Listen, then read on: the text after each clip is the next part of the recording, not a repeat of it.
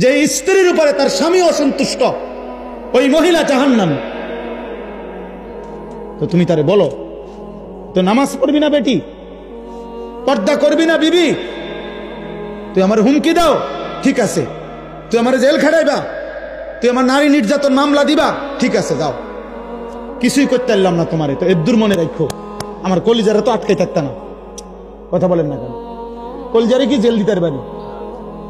তো কলিজা দিয়া বলে গেলাম আমি তোমার প্রতি অসন্তুষ্ট,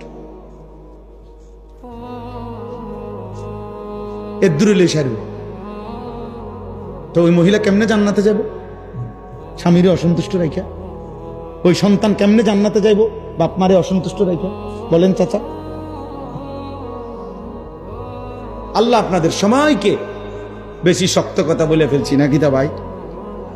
আমি তো এনে আসছি আগে না, আব্দুল মুমিন ভাইয়ের, মুমিনুল হক ভাইয়ের মাদ্রাসায় বয়ান করছি, 11 মাগরিবের পরে মনে বয়ান করছি নাকি, এসার পর মনের কষ্ট যে আমি গেছি গা, এক সময় আইসা রাইতে থাকে লাই নাকি। হ্যাঁ, আলহামদুলিল্লাহ, আল্লাহ তাআলা সবাইকে ভালো রাখেন, দিন মান। প্রিয় যুবক ছেলেরা, নওজোয়ান বন্ধু, নষ্ট হইও না।